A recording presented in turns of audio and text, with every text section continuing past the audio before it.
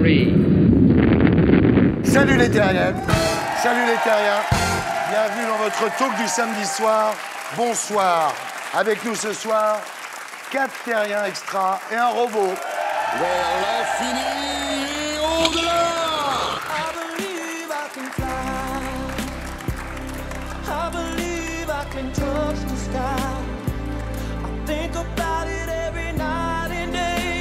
Bon, Jean-Mi, ça va. Laisse ça à Cadmerade. On bosse maintenant.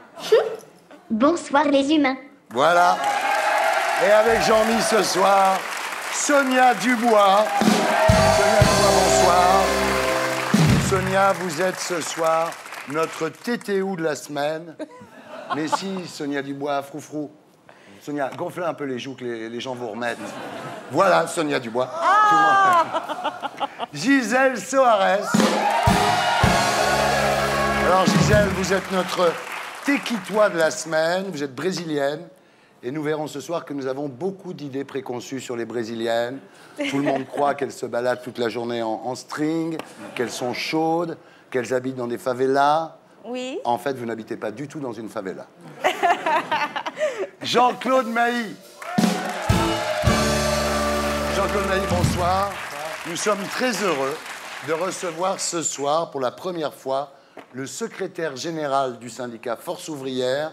Il faut dire que l'occasion est rêvée, puisque vous venez d'être élu plus belle mèche 2014, devant Laurent Delahousse. Et Michel Simès. Michel Simès, toubib et animateur télé. Que des jobs où on prend du pognon, on voit des gonzesses à poil toute la journée. Hein. C'était le principe. C'était le principe, bravo, bien joué. En P3, après Le Zapping et Gaspard Proust, nous accueillerons notre terrien du samedi 20h ce soir, Sébastien Valliella, le paparazzo qui a révélé l'existence de Mazarine Pinjot et la liaison entre François Hollande et Julie Gaillet. Voilà, l'émission s'appelle Salut les terriens, le robot s'appelle Jean-Mi et le groupe Les Gréments de Fortune.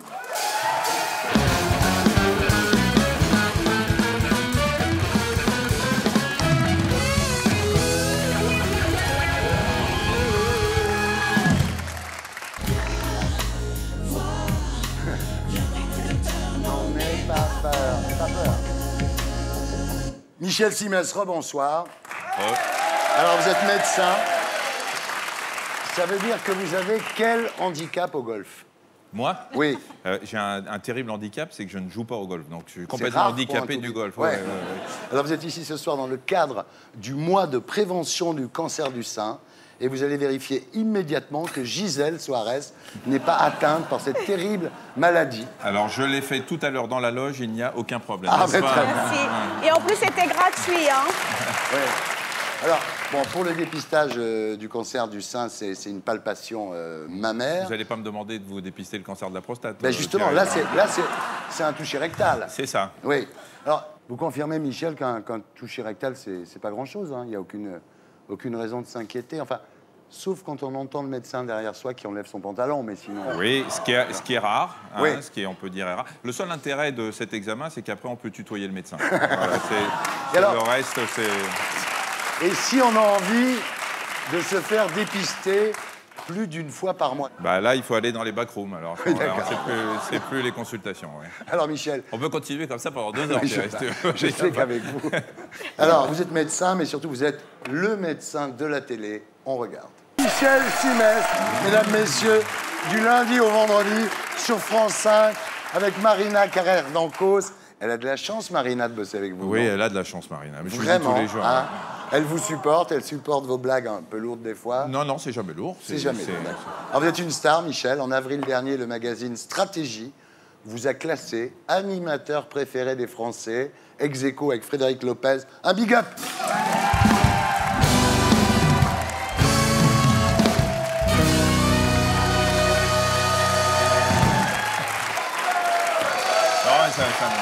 On se calme. Je vous demande de vous arrêter. Alors, drôle, convaincant, sympathique, sérieux. C'est la magie de la télé, hein. Oh là, oui. Ouais, si Attendez, ça avait... je me rhabille. Parce que j'ai un bouton qui a sauté.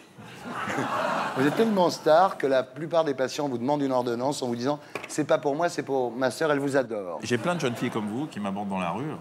Je suis assez fier et tout. Et elles veulent tout un truc pour leur mère ou leur grand-mère. Oui. Ouais. Et vous donnez? Je donne tout. Mais c'est mon côté médecin. Ah, d'accord. Alors vous avez évidemment un succès fou avec les femmes.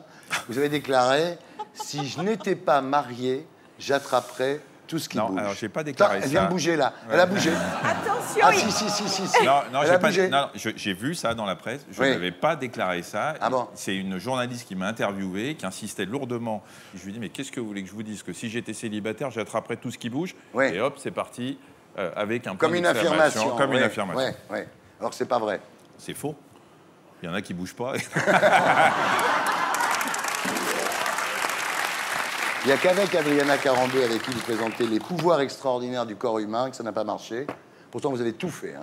L'ascension du Mont Blanc, le coucher de soleil sur le Grand Canyon, un test prouvant qu'elle était surdouée. Qui a été plus intelligente que moi. Rien à faire. Émission après émission, vous prenez un râteau en direct, quoi. On s'entend très très bien. Puis je vous avais dû voir dans la presse qu'elle s'était mariée il n'y a pas longtemps. Oui. Voilà, et je suis Avec- très ami avec son mec, donc Ah, bon, il y a rien pas à de faire, souci. alors. Non, Bon, mais il n'y a bah. pas de souci. Alors, Michel, télévision, cinéma, radio, bande dessinée, vous avez beaucoup d'activités. Finalement, beaucoup de Français ne savent pas que vous bossez pour France 5. Les gens croient que vous travaillez au zapping de Canal, en fait. Ouais, mais ça, Hein? c'est pas faux. Et le zapping nous a, je dis nous parce que ça nous a apporté énormément Ouais. pour le magazine de la santé. Mais en même temps, c'est un peu segmentant. C'est-à-dire que comme ils reprennent que les trucs de cul, on a l'impression que je fais que ça pendant 1h30, quoi. C'est ce qui est faux. J'ai ça au moins 5 minutes où j'en parle pas. Alors, vous lancez un site qui s'appelle Betterize Me. Alors, c'est un coach électronique. Alors, c'est extraordinaire parce que il sait tout de vous. Oui. C'est-à-dire que, par exemple, si vous avez l'habitude de courir le samedi matin, il y a un samedi, il va vous envoyer un message. Ne courez pas ce matin, courez ce soir parce qu'il y a un pic de pollution Absolument. ce matin. Ouais. Donc, c'est comme un coach à la maison, quoi. C'est une sorte de majordome santé, en fait. Ça Ouais. va vous aider tous les jours. Vous allez rentrer au début, première fois, 4 questions. Vous allez répondre à 4 questions. Ouais. Et on a un algorithme qui est tellement performant qu'il va ultra personnaliser tous les conseils qu'il va vous donner. Thierry, par exemple, je sais que je remarque tous les jours, je vous demande comment ça va. Et puis, le dimanche, vous me dites ça va pas. Ouais. C'est marrant, tous les dimanches, ça va pas. Pourquoi? J'ai mal à la tête. Ah tiens, vous prenez un café tous les jours de la semaine, sauf le week-end. Est-ce que vous n'êtes pas accro au café? Ah, il Et va que c'est pas jusque-là, ça. le truc Il va jusque-là. Et c'est unique au monde, ce qu'on est en train de monter avec mes potes. Et c'est un truc fabuleux. Bravo. C'est super. Alors, dernière question, Michel Simès. Si je devais me faire soigner dans une série, vous me conseilleriez quelle série? Dr House, Grey's Anatomy ou Urgence? 24 heures. Ah oui. C'est le seul mec, Jack Bauer, que je connaisse, qui fait pas pipi pendant une journée, qui bouffe pas, je sais pas comment il fait, et lui, c'est un surhomme. Donc c'est lui qu'il faut aller voir. D'accord. Alors, on passe maintenant à la question de Jean-Mi.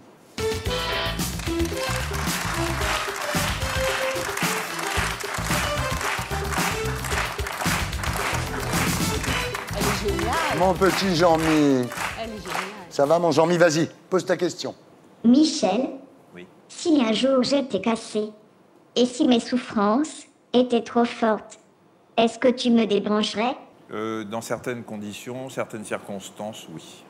Et pour l'euthanasie d'un animateur, tu Oui. me conseillerais quoi? Un jour, je prendrai ta place, Thierry. Sacré Jean-Mi. Bravo. Ça lui fait plaisir. Ouais, c'est dommage de l'en priver.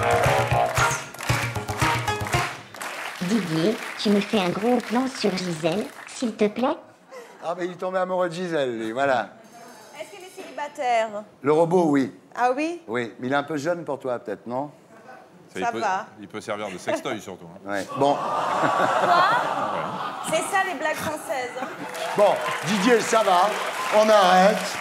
Et maintenant, mesdames, messieurs, nous passons à notre TTU de la semaine.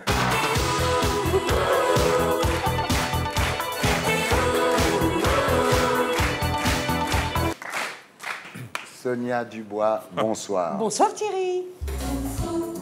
Oh Seigneur.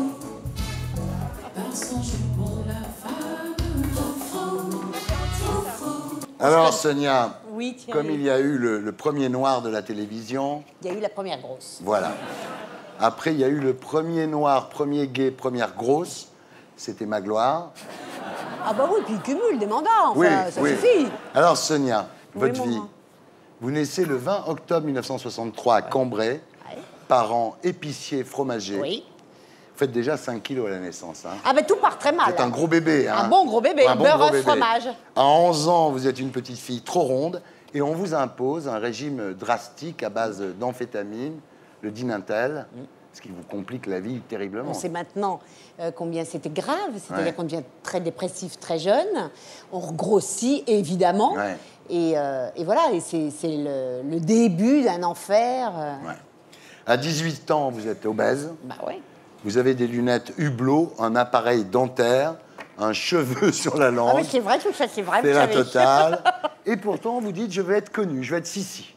Ah, je veux être Romy Schneider. Et Ouais. je ne vois pas pourquoi ça ne Oui. m'arriverait pas. Ouais.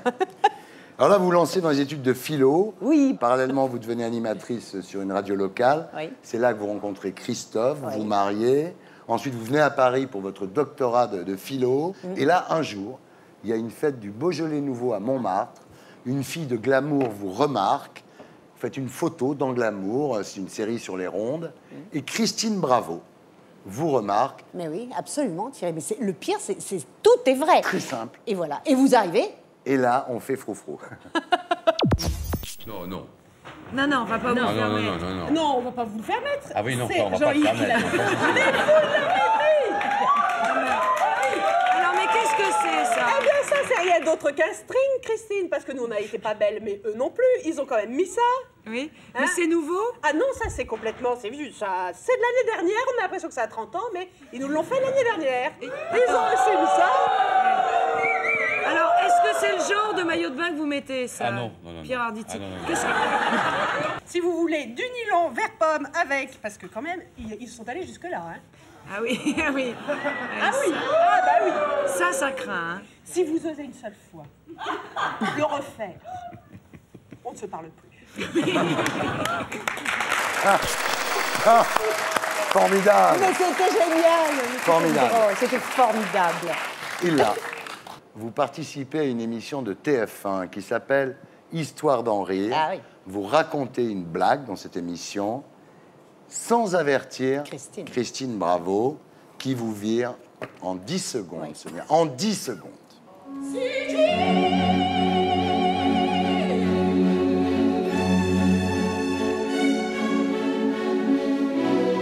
Là, c'est le drame. Ben oui, oui, c'est un vrai drame en fait. Parce que, comment vous dire les choses? En fait, je m'en suis jamais remise. Ouais. Ni personnellement, Ouais. ni le reste. L'été suivant, vous êtes à Saint-Tropez, sur la plage. Vous réalisez que vous pesez 130 kilos, Ouais. Sonia. Vous dites, je suis une baleine échouée. C'est marrant que les gens ne soient pas venus en disant, il faut sauver Willy à ce moment-là, non? En fait, vous aviez menti à tout le monde en disant qu'il faut assumer ces rondeurs, parce que cet été-là, vous êtes désespéré. Tant que ça marche, Ouais. vous assumez tout. Oui, oui, bien sûr. Et puis le jour où ça s'éteint, vous n'assumez plus rien, Ouais. puisque ça vous renvoie l'image de ce qui est votre drame et dont vous voulez vous sortir. Ouais, je comprends très bien. Là, vous commencez à vous suicider en bouffant. C'est-à-dire, c'est la grande bouffe, là. C'est André. Ah, c'est absolument. C'est-à-dire, vous c'est mangez, on- vous mangez. Ah oui, oui, oui. Le fait de manger, ça vous défonce parce que vous sécrétez c'est- des endorphines en mangeant. Je me trompe pas, docteur. hein. Vous descendez très bas. Ouais. Et un jour, un ami vous branche sur la clinique Perfect Line. Mhm. Et là, vous allez perdre 60 kilos. Vous vous êtes fait aider par des patchs Nutella à ce moment-là, non? Aucun. Le problème, c'est que votre amaigrissement a cassé quelque chose avec le Oui. public. Ça, c'est terrible, Thierry. Les gens C'était- vous aimaient grosse. Mais oui, j'ai trahi les filles qui Ouais. m'aimaient. J'ai quitté cette bande inouïe qui est la bande des grosses. Là-dessus, votre mari, Christophe, vous vire. Ah oui, aussi, oui. oui. Alors, d'une violence rare, il vous dit, t'es moche, t'es grosse, t'es insupportable, t'es imbaisable. Christophe, avec qui vous étiez marié depuis combien de temps? 22 ans, mais tout ça, c'est vrai. Enfin, je lui ai dit aussi des horaires. Mais hein, ça finit toujours mal. À cette époque, donc vous êtes carrément à la rue. Hein. Ah oui, mais j'étais à la Vous rue. dormez sur des bancs publics. J'ai dormi sur des bancs, j'ai dormi dans ma loge de théâtre. Ouais. J'ai vraiment... Et en fait, vous douchez dans votre loge, au théâtre où vous jouez les Amazones. Il ne faut pas qu'on voit que je vais me doucher là et que j'ai plus de maison. Plus d'argent, plus rien. Ah non, plus rien. Aujourd'hui, Sonia, vous êtes une maman comblée. Oui. Vous avez eu un enfant très tard. Hein. Ah, j'ai eu un enfant à 46 ans. C'est dingue. Ça, c'est dingue. Hein. C'est dingue, oui. Ça, C'est un rêve, là, c'est un ouais, rêve, c'est un miracle. Mais ma vie, c'est ça. Ma vie. Oui, c'est les montagnes mais russes. oui, hein, ouais, c'est sauf vrai, qu'il y a un ouais. moment, ça sera peut-être trop, parce que c'est toujours Ouais. dans des émotions extrêmes. Vous seriez prête à redevenir obèse pour retravailler à la télé sur une grosse chaîne? C'est le terme grosse chaîne qui est sympa. Ouais. 130 kilos, non, mais si je fais 95 kilos et que je rebosse, il n'y a pas de problème. Ouais. Il n'y a aucun souci. Ouais. Donc il vaut mieux être grosse et célèbre que mince et oubliée finalement. Ah, bah, bien sûr que oui. Ouais, ouais. Ça va aujourd'hui? Ça va bien. Faut dire qu'on vous retrouve avec Sophie Davant. Mais j'adore. Oui. J'adore. J'ai retrouvé mes petites copines Ouais. popu comme moi. Bon. Vous avez l'air bien en tous les cas. Vous savez, Thierry, quand on a tout eu, Ouais. tout, rien, Ouais. on peut vivre avec rien. Bravo. Donc ça va bien. Bravo.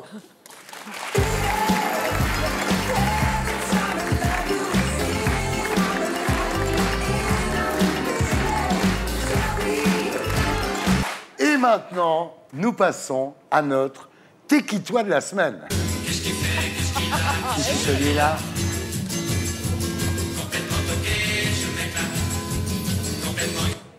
Gisèle Soares, rebonsoir. Alors, vous êtes chroniqueuse dans l'émission de D8 Touche pas à mon poste. Et force est de constater que depuis que vous êtes dans cette émission, le grand Cyril Hanouna n'est plus que le petit Pakistanais à côté de la belle Brésilienne. Si, Il va être pas content. mais c'est pas grave. Le plus dur dans cette émission, en fait, c'est d'expliquer à Jean-Michel Maire qu'il ne peut pas vous toucher les seins. c'est ça? Et il peut toucher à rien. Moi, j'ai une armure. Ah ouais, Ah oui, oui. oui. Faut faire gaffe avec l'accent brésilien quand tu dis de la mûre. Hein, On fait l'amour. ouais, tu veux faire de la mûre aussi. Alors, votre arrivée a été beaucoup plus remarquée dans l'émission que celle de Nabila.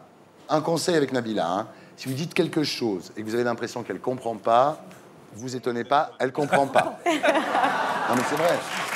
Non mais il vaut mieux lui dire. Bah oui. Elle ne connaît pas très bien. Alors Gisèle, parlons un peu de vous. Vous êtes née le 27 octobre 1983 à Teresina, dans le nord-est brésilien. Vous avez 5 ans quand votre père, alcoolique, vous abandonne. Vous et votre mère et vos 5 frères et sœurs. Votre mère, institutrice en maternelle, vous élèvera toute seule. Très jeune, vous inscrivez à une école de samba et vous créez des spectacles dans la ville. Pour gagner un petit peu d'argent, en fait, parce que ma mère allait bosser le soir et j'ai dû garder mes frères. En fait, c'était moi la maman de mes frères et c'est moi qui faisais à manger pour eux et tout. Et à partir de 10 ans, 12 ans, ma mère, elle ne pouvait pas nourrir tout le monde. Ouais. Alors, j'ai dû commencer à bosser. Je voulais juste m'en sortir, manger et aider ma famille. C'est vrai que je pense qu'aujourd'hui, je suis plutôt une femme-homme, en fait, Ouais, à cause de cette histoire-là. Courageuse en tous les cas, très courageuse. Oui, je suis courageuse de tout Oui. ce parcours-là, c'est normal. Justement, à 18 ans, vous quittez votre famille pour la Suisse sans un sou, sans parler français, seulement avec l'adresse d'une vague cousine. Et là, vous devenez babysitter chez des gens riches en Suisse. Le couple qui vous employait a tenu combien de temps? J'avais pas de papier, j'habitais chez cette dame, mais elle m'habillait vraiment en bonne, quoi. Ouais. J'étais tout habillée comme ça Ouais. quand j'ai joué au Théâtre Antoine. Oui, Stefan Zweig et après. Stefan Zweig, Oui, oui. exactement. Et en fait, c'était comme si je faisais un truc militaire. Ouais. J'étais de 8h du matin à 8h du soir en bossant sans arrêt. J'ai même encore des blessures dans mes bras parce que Faites voir. parce que je faisais à manger ici. Ah oui. Ici. Ah oui, il faut passer la feuille. Et le banquier vous a pas sauté dessus, si? Non, il m'y regardait quand même. Alors, en 2006, un jour, quelqu'un vous arrête dans la rue et vous propose d'être tentatrice dans l'émission L'île de la tentation. J'avais 20 ans, j'avais pas où aller, j'étais là perdue, comment je veux faire? C'est con, hein? Oui, voilà. Et une personne m'arrête en disant, est-ce que vous voulez aller au Mexique pour faire ci, pour faire ça? Et je dis, c'est pour faire quoi? Pour jouer la comédie? Pour non. Et je dis, mais je parle pas la langue. Non, c'est pas grave, vous, c'est bien. Voilà, je dis, voilà, ok, c'est parti. Alors, l'île de la tentation, en 2007, vous faites le Big Brother brésilien pour Globo. Ensuite, la une de Playboy. Vous achetez une maison à votre maman, ce qui est très gentil de votre part, ma chère Gisèle. Oui. Alors, télévision, cinéma, théâtre avec Les Derniers Jours de Stéphane Zweig. Radio, votre carrière est lancée. Vous dites, mon père est parti quand j'avais 5 ans, donc votre père vous a manqué. Et c'est pour ça que vous avez toujours des amoureux plus âgés que vous. C'est grave, ça. L'écart est de combien, à peu près, en moyenne? 57 ans. C'est parce que j'adore apprendre et je pense que les hommes qui ont une maturité, pour moi, ils sont parfaits à 40 ans. Ouais, 40 ans. 40 ans. À partir de 40 ans, là, ils sont nickel. Jusqu'à Ah, me touchez pas, hein? Ah, vous connaissez pas. C'est plutôt cette partage-là que je cherche. Vous avez besoin d'un mur, voilà, c'est tout. Voilà. Oui, exactement. Mais elle a raison. Non, mais je ne critique pas. Vous êtes très lucide pour votre âge, Gisèle. Voilà, très même bien, si Michel, elle... bien sûr. Voilà. Oh. Et voilà. Alors, c'est pas compliqué. Hein. Gisèle, est-ce que vous êtes bien intégrée en France? Bon, on va voir. Allons enfants de la patrie. Allez-y, vous, Gisèle. Le monde est arrivé contre nous de la tréronie. Tant de l'auvent élevé, entend le vent élevé, entend le vent et les bagnes. Et après, on embrasse vous. Arrêtez le massacre, arrêtez le massacre. Il faut bien faire des efforts. Vous chantez très bien la Marseillaise. Vous ne serez pas étonné que nous fassions une interview so French.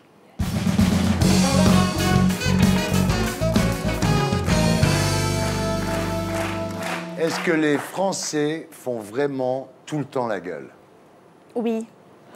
Déjà, quand vous allez à la boulangerie dans la queue, ils font... Ouais.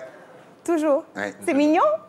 Est-ce que les Français font vraiment mieux à manger que les autres? Ah oui. Mon Dieu. Oui. Tellement bien manger. Ah ouais. Vous êtes accroché. Je suis amoureuse des Français à cause de ça. Ah oui, voilà, bah c'est ça. Il se trouve qu'avec Thierry, on est dans une tranche d'âge intéressante et on fait très bien à bouffer. Ouais. C'est vrai, Thierry. Ah, Thierry. Oui. Est-ce que les Français sont vraiment lourds quand ils draguent? Non, au contraire. Ils sont chiants parce qu'ils ne draguent pas. Ils attendent la fille demander... Et les Français, ils ont peur. En tout cas, avec moi. Ouais. Je ne sais pas, avec vous, ça marche bien? Mais c'est-à-dire que je suis arrivée à un âge où ça se calme, honnêtement.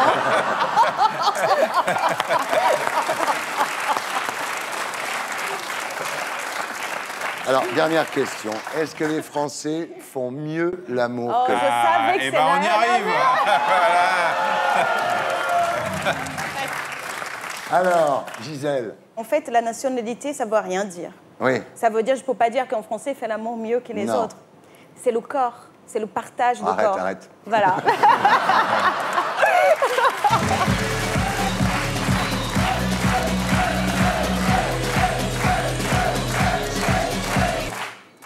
Jean-Claude Mailly, rebonsoir. Bonsoir.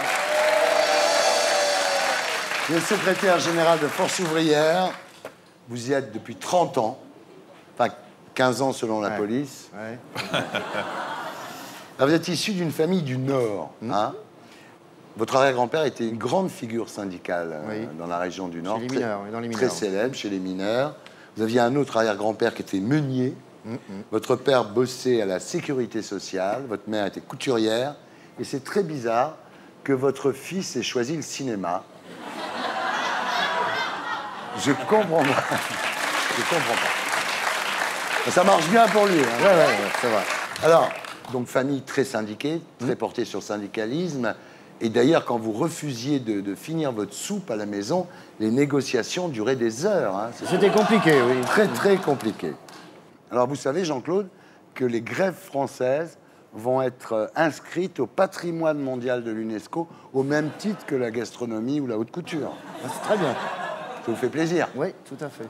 On lâche rien, on lâche rien, on lâche rien, on lâche rien. Alors Jean-Claude, vous publiez chez Flammarion Librio un livre intitulé « Il faut sauver le service public ». Alors le pitch très simple, vous donnez 250 exemples très concrets, très précis, qui illustrent les résultats des coupes budgétaires.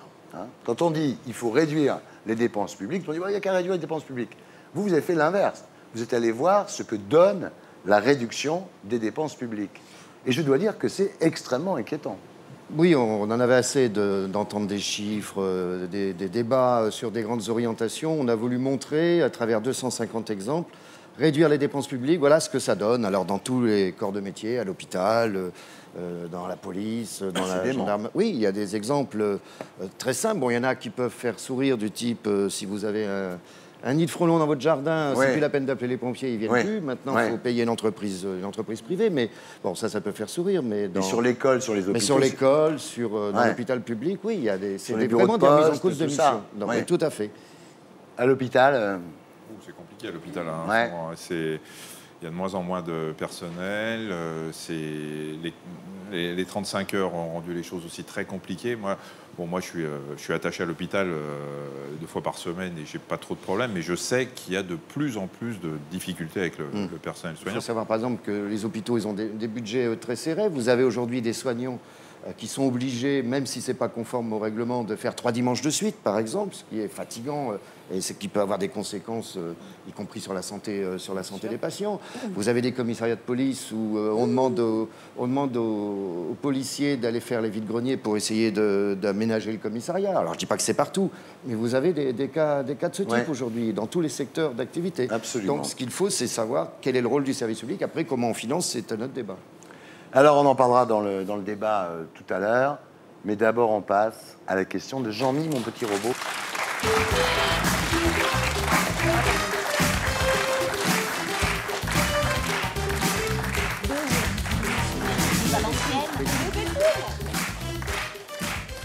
Vas-y, Jean-Mi, pose ta question. Il n'y a pas de question. Ah bon? Je suis en grève. C'est énervant, à Jean-Claude. Bon, je vais lui filer une carte. Merci, Jean-Mi. Oh.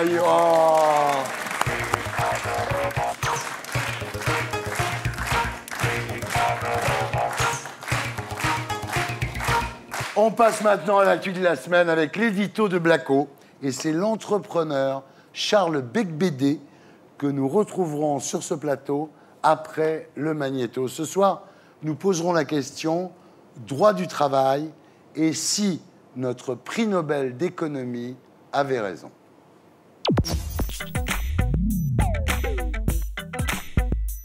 Notre ministre de l'économie a dressé un diagnostic sans appel de l'état de santé de notre pays. La France est malade. Elle n'est pas bien. Mais coup de bol, on a appris cette semaine que le meilleur économiste du monde était français. Alors, pourquoi ne pas consulter le docteur Tirole? Il suffirait qu'il nous rédige une ordonnance et hop, la France serait guérie. Ça tombe bien, le docteur Tirole a mis au point un remède miracle pour faire baisser la fièvre du chômage. La solution, c'est un contrat unique. Le contrat de travail unique. C'est un médicament qui est censé fluidifier le marché du travail. Aujourd'hui, les patrons hésitent à signer des CDI parce qu'après, ça coûte cher de virer les salariés. Du coup, 90% des contrats d'embauche signés cette année sont des CDD. Et là, comme les salariés sont hyper mal protégés, ils n'arrivent pas à sortir de la précarité. Donc on a une situation complètement absurde qu'à force de trop protéger les salariés, on les protège plus du tout. Avec le contrat unique, les salariés en CDI perdraient de leurs avantages. Mais en échange, ceux qui sont en CDD pourraient sortir de la précarité. Dès 2003, le docteur Tirole avait proposé son remède miracle à Matignon. C'est A. Mais Raffarin n'en a pas voulu. Ensuite, C'est Sarkozy qui a repris l'idée dans son programme de 2007. Je veux créer un contrat unique à durée indéterminée. Avant de laisser tomber. Puis, c'est Bayrou qui a voulu simplifier le code du travail. Ça, c'est le code du travail suisse. 4% de chômage. Et ça, c'est le code du travail français. Aujourd'hui encore, la Commission européenne et le FMI recommandent à la France d'avaler la pilule du contrat de travail unique. Le problème, c'est que le corps social français dispose d'anticorps très virulents qui s'attaquent à toute forme de changement. En effet, tous les syndicats sont opposés à la suppression du CDI. Normal, 65% des syndiqués sont fonctionnaires. Du coup, le chômage, ça les angoisse pas vraiment. Et dans le privé, les CDI sont 4 fois plus syndiqués que les CDD. Alors forcément, les jeunes qui galèrent pour trouver du boulot, c'est pas tout à fait leur problème. Du coup, même si le gouvernement est bien content qu'un Français ait décroché le prix Nobel, Une belle leçon qui vient d'être encore donnée. il ne risque pas d'administrer à la France le remède miracle du docteur Tirole. Ça déclencherait à coup sûr une grosse poussée de fièvre sociale. Et franchement, Hollande et Valls n'ont pas besoin de ça. Faut les comprendre. Ils n'ont surtout pas envie de perdre leur boulot. Voilà, c'était l'édito de Blacko, mise en image de Julien Grappe. Charles Becbédé, bonsoir. Bonsoir. Vous êtes entrepreneur, fondateur de plusieurs entreprises, dont Poweo. Bienvenue parmi nous. Alors on commence, le gouvernement contre le Nobel d'économie. Alors c'est la fin de n'en recevoir, hein. C'est-à-dire que là, le PS a dit, on ne discute même pas. Donc on a un prix Nobel d'économie, il dit des trucs, mais on ne veut pas l'écouter. Ça vous a choqué, j'imagine, non? Je ne suis pas sûr que le gouvernement soit si hostile à réfléchir, à essayer de faire progresser quand même le marché du travail. Enfin, le PS a dit fin de non-recevoir. Le PS, c'est pas le gouvernement. Alors, Jean-Claude, pourquoi cette réaction aussi brutale, finalement, face à cet homme à qui on a donné le Nobel, quand même? Oui, c'est un Nobel, c'est bien pour lui. Ouais. Maintenant, vous savez que les économistes, ils ont leurs écoles. Oui. Lui, il est plutôt libéral hein, comme économiste. Vous savez, sur 20 ans, il n'y a eu que 2 économistes non libéraux qui ont eu le Nobel. Hein. Oui. C'est Stiglitz et Gluckman. Voilà, c'est les 2 seuls. Bon, cette idée de contrat unique, elle n'est pas récente entre nous. Hein. Il n'y a pas que lui, il y en a d'autres économistes qui prônent ça. Je trouve absolument hallucinant, Thierry, et vous qui êtes présent, qu'on n'écoute pas M. Tirole. Voilà quand même quelqu'un, alors peut-être est-il d'obédience libérale, quand bien même, comment il se propose, il est tout de même prix Nobel, hein, quand même. Il se propose à aller travailler, ou si pas travailler, au moins à rencontrer l'équipe gouvernementale. Nous sommes dans une mélasse, une béchamel qui n'est pas belle à voir. Hein. Comment peut-on ne pas le recevoir? Comment peut-on lui dire non? Alors qui sont-ils? Sont-ils si brillants qu'un Nobel n'est rien? C'est un peu ce qui se passe. À ma connaissance, c'est un peu ce qui se passe. Mais c'est terrible. Mais qui sont-ils? Mais qui sont-ils? C'est casse-toi, quoi. Mais oui. Je ne sais pas, moi, si le gouvernement refuse de le recevoir ou pas, j'en sais rien. En tout cas, il n'y a pas de suite. Mais on a déjà eu les discussions avec les gouvernements successifs, avec le patronat, on a déjà eu des discussions, et ça coince sur ce sujet-là. Ce qui est vrai, c'est qu'aujourd'hui, beaucoup d'entrées dans le marché du travail se font par des contrats à durée indéterminée, ou de l'intérim, ou des stages exploités. Hein, c'est les 3... Bon. Maintenant, il faut se souvenir aussi que dans le privé, 86-87% des contrats de travail qui existent sont des CDI. Hein, alors, le CDD, c'est une forme de précarité. Dans d'autres pays, ça va être des mini-jobs. Voilà, en Allemagne, on passe au CDI. Est-il un problème pour les salariés? C'est-à-dire que les CDI protègent tellement les salariés que plus personne n'embauche. C'est pas ça le problème. En 2013... 83,7% des embauches étaient des CDD. Oui, non, mais il y a un problème sur les CDD. On a eu des idées de surtaxer les CDD, par exemple. Ça n'a pas marché, parce qu'on a quand même un gouvernement qui écoute quand même pas mal le patronat ces derniers mois. Donc, qu'il faille transformer les conditions sur les CDD, parce que, par exemple, les ruptures de CDD, et ce ne sont pas les salariés qui sont responsables, et de l'intérim, c'est la moitié des prestations de l'assurance chômage. Par exemple. Les entreprises bénéficient de ce genre de choses. Maintenant, de dire que le CDI, c'est quelque chose de rigide. Attendez, si c'était vrai, non mais vraiment je le cas, il n'y aurait pas 5 millions de Je ne veux pas chômeurs, argumenter à la place de Charles Becbédé, mais enfin, les gens n'embauchent plus pour plus avoir le problème de virer les gens. Ah non, il y a un truc qui s'appelle la rupture conventionnelle qui a été négociée en 2008. Il faut qu'il y ait un accord entre l'employeur et le salarié. Ouais. Ben, ça rééquilibre un peu les choses. C'est vrai, mais s'il n'y a pas d'accord, alors c'est les prud'hommes. Et on crée une parano entre les employeurs et les employés. Et du coup, les petites boîtes, notamment, qui pourraient embaucher des centaines de milliers de personnes, préfèrent pas embaucher plutôt que d'assumer cette complexité. C'est difficile de séparer des gens. Trop de protection se retourne contre ceux qu'on veut protéger. Et c'est souvent les plus faibles. Actuellement, il y a près de 2 millions de jeunes de 15 à 29 ans, ils sont ni en formation ni en emploi. Ils font rien, d'après la DARES. Et les seniors, c'est pas mieux. Donc on est à 5 millions de chômeurs en fait, dans ce pays si on compte toutes les catégories. Alors, ce que propose Tirole, il dit, finalement, les gens sont dans le contrat unique et leurs droits augmentent au fur et à mesure. C'est-à-dire, un mec qui est là depuis 1 an, il n'a pas droit à grand-chose, mais un mec qui est là depuis 15 ans, il a droit à beaucoup plus. Ça veut dire que le CDI devient d'une certaine manière un CDD au départ, quoi. Ça, on flexibilise un peu partout. C'est pas ça. C'est un CDI, c'est un vrai CDI, mais c'est comme en Italie, c'est ce que Renzi essaye de faire. C'est un CDI avec droit progressif, c'est ce qui est logique. Donc, tout le monde peut comprendre, et on n'a qu'à le faire juste dans les TPE et les PME. Donc vous voulez que rien ne bouge? Non, ça ne veut pas dire... Bon, attends, on a fait bouger les choses. La rupture conventionnelle, c'est quelque chose qui a été négocié en 2008. Il y a même des abus d'ailleurs aujourd'hui. Du coup, les employés, ils démissionnent plus d'ailleurs. Tout le monde veut une rupture.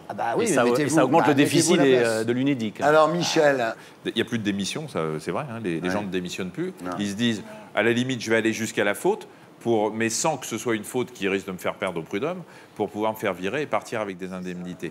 C'est vrai que c'est compliqué. Et puis, ce qu'a montré Beyrouth tout à l'heure, moi, je n'avais pas vu cette émission, mais c'est impressionnant quand même, l'épaisseur du... Vous savez que ce qu'il montre, François Bayrou, là, qui jette sur la table, etc., c'est le code du travail à noter avec toute la jurisprudence. Déjà, il faut en retirer un paquet si on veut avoir un vrai code du travail. En plus, il s'est planté. En Suisse, il n'y a même pas de code du travail. Voilà.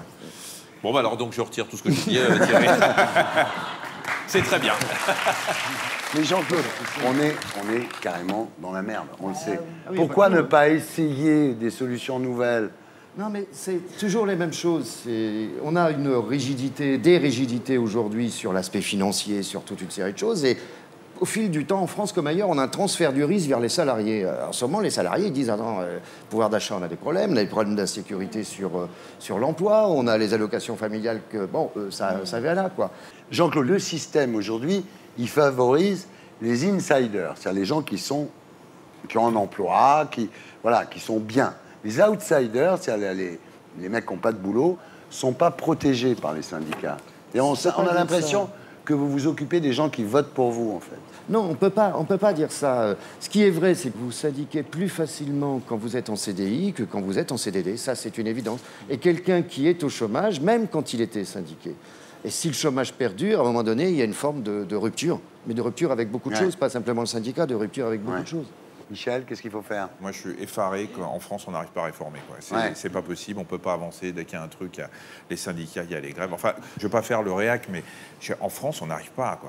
Qu'est-ce qu'il faut faire alors, Sonia, pour s'en sortir? Je ne sais pas, mais je ne sais pas si vous êtes comme moi, mais tout le monde, depuis 2 ans, n'arrête pas de dire ça va pas, ça va pas, ça va pas, ça va pas. C'est vrai que ça ne va pas du tout. Très bien. Très bien. Mais pour autant, ça s'arrête là. Je ne vois pas de choses massives se faire. C'est-à-dire qu'on n'est pas un pays qui me semble ensemble pour faire changer les choses. En Amérique, on fait ensemble, au même moment, un effort qui tente à la réussite. Eh bien, c'est pas si mal que ça. Ça paraît peut-être bébête, mais il faut sortir de son quant à soi. Très bien, ça sera le mot de la fin. Charles, merci d'avoir été avec nous. Et nous accueillons notre terrien du samedi 20h ce soir, Sébastien Valliella. Bonsoir. Alors, Sébastien, depuis 25 ans, vous traquez les people, vous êtes un paparazzo, vous êtes l'un des 10 meilleurs paparazzi du monde. La preuve, le président Mitterrand avec sa fille Mazarine, c'est vous. Le président Hollande chez Julie Gaillet, c'est vous. Et entre les deux, 20 ans de scoop incroyable. Alors Sébastien, vous racontez tout dans un livre publié chez Michalon, intitulé Paparazzo du scoop au secret d'État, et à 20h, dans Salut les terriens. Et maintenant, j'accueille Gaspard Proust pour Elle est pas belle la vie?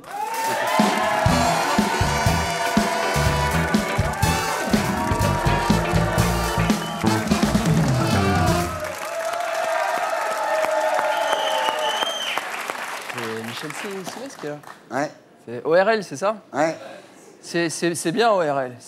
Au fond, un ORL, c'est quoi? C'est un proctologue qui a choisi le bon bout. Avec beaucoup plus d'orifices en plus. Non, mais moi, je connais bien les ORL, j'en vois souvent un parce que j'ai une polypose nasosinusienne.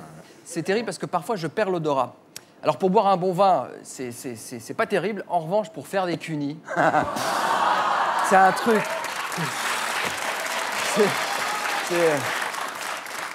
Alors, sinon... Jean-Claude Mailly, alors il n'y a que des gens de qualité aujourd'hui, hein. Ça c'est important, des gens. Jean-Claude Mailly, c'est le Pierre Gattaz descendant, on va dire ça. Et vous savez, non. N'encouragez pas cet homme parce que moi je ne savais pas ce que c'était un syndicat. Et puis je me suis renseigné. Donc que réclament les syndicats en général, Jean-Claude? Eh bien, soit plus de congés, soit plus de salaire. En fait, c'est la défense des hédonistes. Voilà, c'est ça. exactement. C'est des Strauss-Kahniens, quelque part. Hein. En fait, on va dire de la volupté et du cash. On dirait la devise de la famille Tapie. D'ailleurs, je me disais Jean-Claude Mailly, ça a dû vous inspirer l'histoire le nouveau Nobel là, en économie, le Jean Tirole. Jean Tirole. Ça c'est un nom qui claque. Hein. Ça, un beau pied de nez à l'Allemagne. Hein, ça. C'est pas en Allemagne qu'on va trouver un Siegfried Charente ou un Friedrich Picardie. Hein, et Tirole, qui est pour la suppression du CDI, c'est que du bon sens. Évidemment, il faut supprimer ça. Si on sait qu'on peut licencier quand on veut, on s'en fout un peu moins de prendre des risques à l'embauche.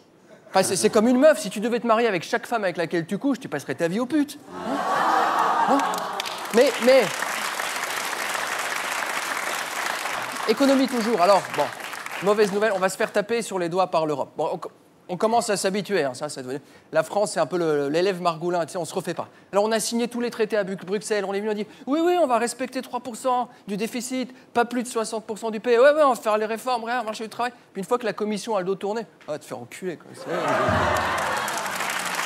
Mais ça, c'est notre caractère frondeur. Ça, c'est... Et là, on est en train de prendre une revanche, hein, parce qu'il y a une rumeur bruisse. Il paraît que l'Allemagne va moins bien. Hey. Alors, dans toute la classe, tout le monde est content. C'est bien fait pour les chleux, tout ça. Tu sais, c'est le cancre qui est fier de lui, parce que le chouchou de la classe a fait 16 au lieu de 18 comme d'habitude. Ouais, t'es un... Cancre toujours après Pépère Hollande, Ségolène Royal qui est revenu dans la vie politique. Et ça, c'est un bonheur, Thierry. Putain, c'est un bonheur. Ils sont assortis quand même, François Hollande, Ségolène Royal. Ces deux-là, c'est le couple maudit de la Ve République. Hein. C'est les Borgia Bidochon. C'est un truc. Ségolène, qui s'est réveillée un matin avec une idée, je ne sais pas qui lui a soufflé à l'oreille, la gratuité des autoroutes le week-end. Mais bon, enfin, en même temps, c'était prévisible qu'elle dise une connerie, quoi. Comme on vient d'avoir 2 Nobel à la suite, c'est normal que Ségolène Royal l'ouvre à nouveau pour rééquilibrer. Hein. Non, mais sans déconner, la gratuité des autoroutes le week-end, enfin, c'est prôné par le ministre de l'Environnement. J'attends avec impatience la ministre de la Santé qui va décréter la journée cigarette pour tous. Ça a dit, les autoroutes, j'ai vu les marges, c'est impressionnant. Hein. 40% de marge. Hein. Et nous, on a privatisé. On s'est dit, ouais, non, faut vendre ça. Non, on préfère garder que les trucs qui rapportent, comme la Sécu et la NPE.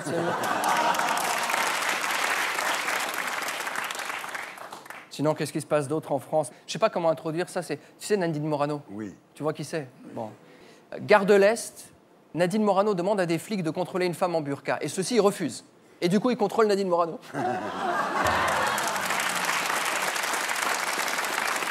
Mais c'est tout ce cirque contemporain. Oui, les étrangers, il faut qu'ils s'intègrent, il faut qu'ils s'assimilent. Bah, bien sûr, évidemment. T'imagines le frère musulman, il rêve que de ça, porter un béret avec une baguette sous les aisselles. Il va te parler comme Michel Audiard dans un film. Ouais, moi je pulvérise, je ventile, je disperse façon puzzle. Ouh là là, si t'es à l'amande, c'est du brutal, c'est une boisson d'homme. Je connaissais... Attends. Je connaissais une Saoudienne, Lulu la Mécoise, qui buvait ça le matin au réveil. Il faut reconnaître, c'est plutôt une boisson d'imam. Tu vois ce que je veux dire? Alors, bonne nouvelle, au lieu de s'arrêter le 15 janvier comme prévu, la pièce de BHL s'arrêtera mi-novembre. Ouf, le public a encore du goût. Alors, pas belle la vie? C'était Gaspard. Le mot du mois ici la semaine prochaine. Et d'ici là, sur canalplus.fr. On passe maintenant à notre terrien du samedi 20h.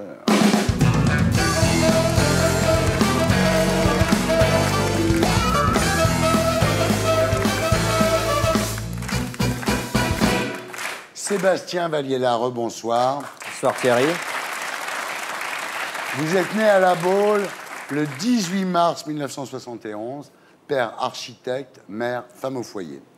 Ce qui est extraordinaire dans votre histoire, c'est qu'à l'âge de 8 ans, vous êtes déjà fasciné par les images interdites, granuleuses, mystérieuses que vous découvrez dans le Paris-Match de vos parents.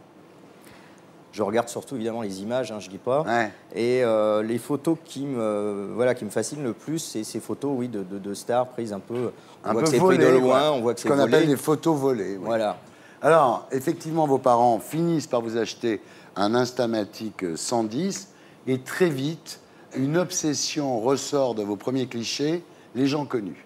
Donc, comme vous ne les rencontrez pas, vous photographiez l'écran du téléviseur. Oui, bah, c'était d'ailleurs pour le plus grand malheur de ma mère, puisque je lui donnais les pellicules une fois que je les avais finies, elle ne savait pas trop ce que j'avais fait, et elle voyait que des photos de la télé, de gens. Ouais. Donc voilà, je me faisais engueuler. Ouais.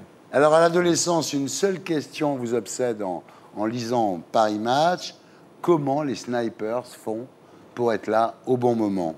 À 17 ans, vous mettez un nom sur votre vocation, paparazzo, terme inventé par Federico Fellini dans La Dolce Vita. Vous vous dites, c'est ça que je veux être, quoi. Oui, tout à fait. Alors, évidemment, La Baule est l'endroit idéal pour rencontrer des stars. Vous faites une photo de Balavoine, vous l'envoyez à Salut Magazine et vous recevez en cadeau un 33 tours. Bon, vous dites, finalement, c'est pas mal. Vous rééditez l'exploit avec Jean-Paul Belmondo à la sortie d'un théâtre parisien. Et là, vos parents craquent, ils acceptent de vous payer une école de photo à Paris. Ils m'ont dit, voilà, t'as 1 an, et t'as 1 an pour réussir à faire quelque chose là-dedans, sinon après tu reprends des études normales, quoi. Alors, votre premier scoop, c'est Jean-Louis Borloo, Nathalie Baye et Laura Smet à l'hôtel Royal à La Baule. Mais alors là, Borloo appelle vos parents et dit, si cette photo est publiée, j'attaque votre fils au tribunal. Donc il réussit, La Baule c'est tout petit, à avoir les coordonnées de mes parents, et voilà, il leur dit, ça va vous coûter cher, ça va être un procès, ça va être beaucoup d'argent et tout. Ouais. Et puis le lendemain, je me retrouve, j'ai rendez-vous avec Borloo, en fait, au bord de la piscine, qui passe plus d'1 heure, 1 heure et demie à essayer de me convaincre. Alors déjà, de lui rendre les pellicules, mais surtout que c'est pas un métier, qu'il faut pas que je fasse ça, et que moi je lui dis non, mais c'est vraiment ça que je veux faire, et lui il est un peu halluciné, il comprend pas pourquoi un gamin veut faire ça, voilà. Vous rendez les pellicules? Oui, quand même. Parallèlement à l'école de photo, vous commencez à construire votre réseau. Vous dites que les meilleurs informateurs, ce sont les chasseurs d'autographes. Il n'y a rien de mieux que ça, quoi. Ils savent tout. Il y a pour tout ce qui est hôtel, restaurant à Paris, les meilleurs informateurs sont effectivement ces chasseurs d'autographes qui sont présents quasiment jour et nuit, qui traînent, on ne les remarque pas, mais ils sont là, et ils ont un vrai réseau organisé. Et après, il y a les proches des gens connus. Et même les flics vous balancent des infos. On peut, oui, on peut travailler éventuellement avec eux, oui. Voilà. Alors, votre premier gros coup, ça sera quand vous photographiez Elsa avec son nouveau mec qui barbote dans la piscine de l'Hôtel Royal. Et là, c'est la couverture de Voici. Voilà, là, c'est la première, en fait. C'est juste avant que je parte à l'armée. D'ailleurs, ça sort, je suis à l'armée, je peux même pas avoir le Voici. Mais c'est mon premier truc qui rassure un peu mes parents. Votre carrière est lancée. Alors, vous apprenez les trucs du métier. Par exemple, l'art du camouflage. Pour le mariage de Pascal Obispo, vous déguisez en pompier. Oui. Personne vous remarque, évidemment. Alors, pour le mariage de Jean-Luc Delarue, vous adoptez des tenues de tireurs d'élite américains. Regardez.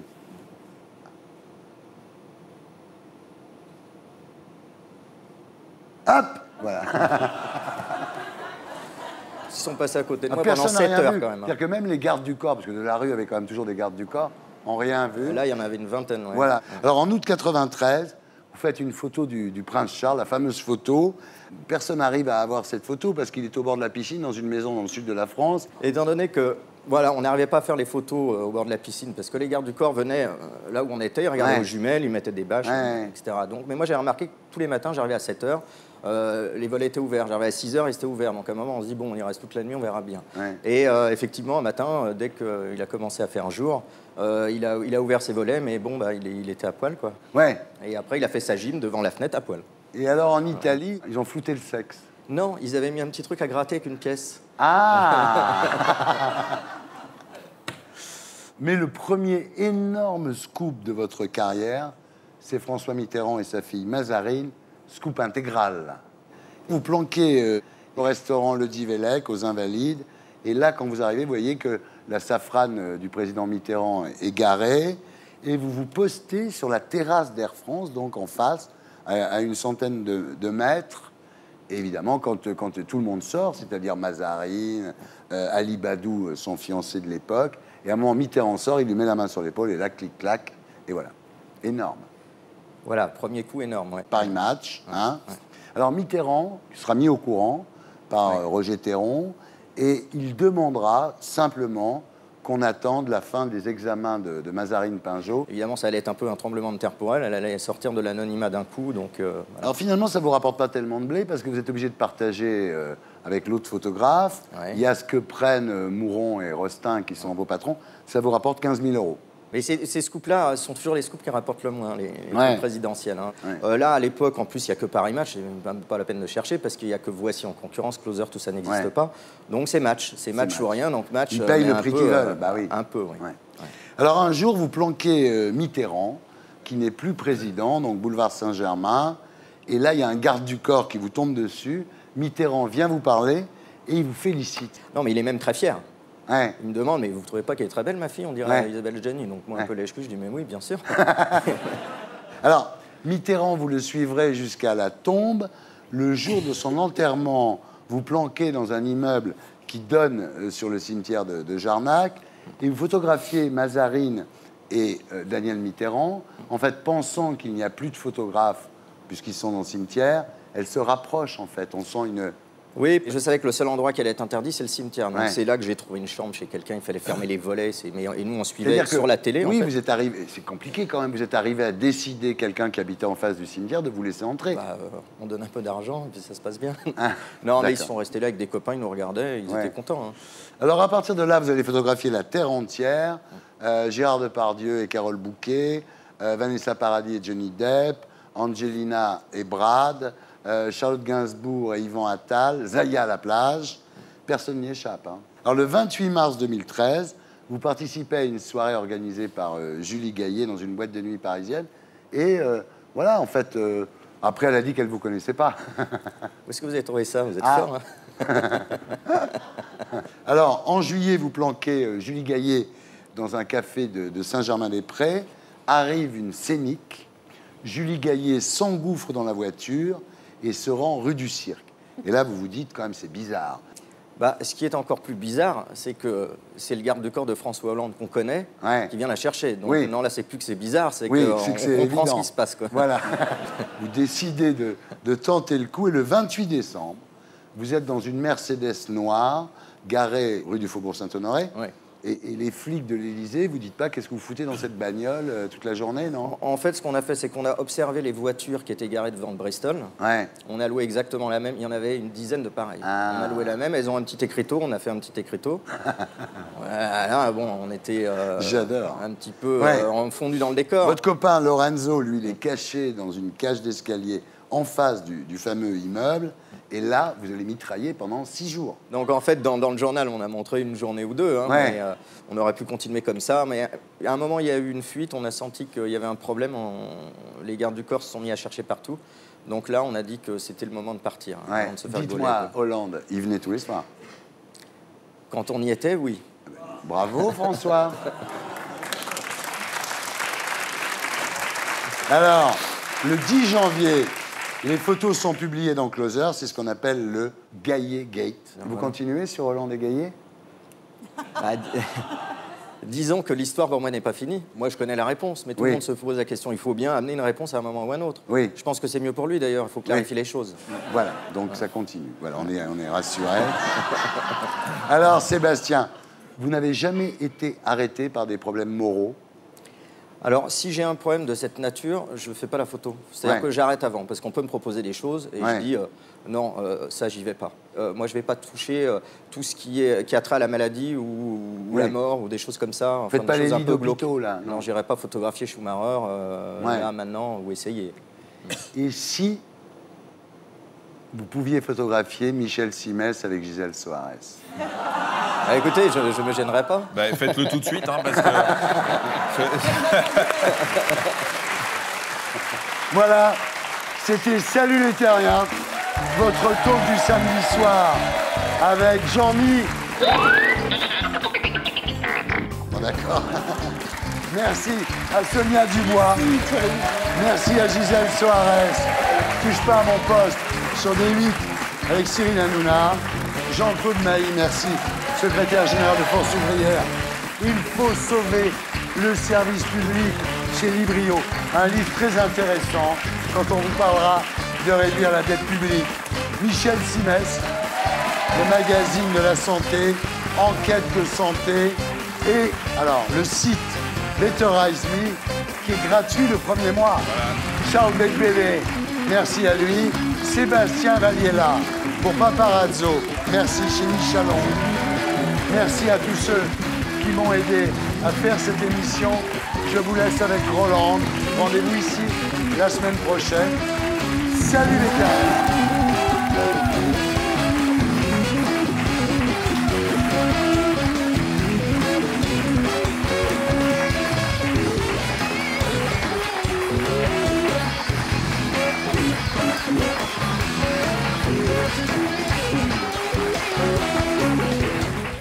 Et pour être sûr de ne rien rater de Inarditube, abonnez-vous et mettez un pouce bleu.